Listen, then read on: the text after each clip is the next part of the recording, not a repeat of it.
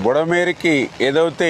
ఇటు లెఫ్ట్ బండి మీద 3 ఏదైతే బ్రీచెస్ 200 మీటర్ల పైబడి ఏదైతే పడ్డాయో, అదేవిధంగా అటు రైట్ బండి మీద 7 బ్రీచెస్ ఏదైతే పడ్డాయో, అదేవిధంగా ఏదైతే పులివాగు దగ్గర 3 బ్రీచెస్ ఏదైతే పడ్డాయో, మరి వెంటనే అందులో కూడా ప్రత్యేకించి ఈ లెఫ్ట్ బండి మీద ఉన్నటువంటి ఆ 200 మీటర్ల 3 బ్రీచెస్ని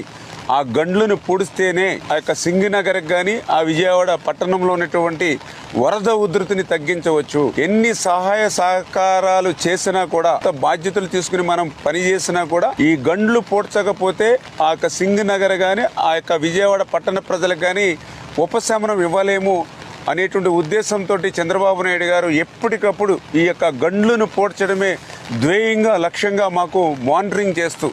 అదేవిధంగా నారా లోకేష్ బాబు గారు కూడా స్వయంగా ఈ గండ్ల దగ్గరికి వచ్చి ఆయన కూడా సూచనలు ఇవ్వడమే కాదు, ఏదైతే ఏజెన్సీలను కూడా ఎన్ని కావాలితే అంతమందిని పెట్టుకుని ఈ ఎంత ఎక్విప్మెంట్ కావాలంటే అంత ఎక్విప్మెంట్ కూడా ఆయన ఎప్పటికప్పుడు మాకు అందిస్తూ ప్రతి 1 అవర్ కూడా క్లోజ్ మానిటరింగ్ చేస్తూ ఉన్నారు. అందుకే ఈరోజు ఎంత వర్షం వచ్చినా గాలి వచ్చినా కూడా దాన్ని కూడా మేము తట్టుకుని ఎదుర్కొని ఏదైతే అధికారులు కానీ అదేవిధంగా ఏజెన్సీలు కూడా వాళ్ళ యొక్క సహకారంతో ఆ బుడమేరు గండ్లను యుద్ధ ప్రాతిక మీద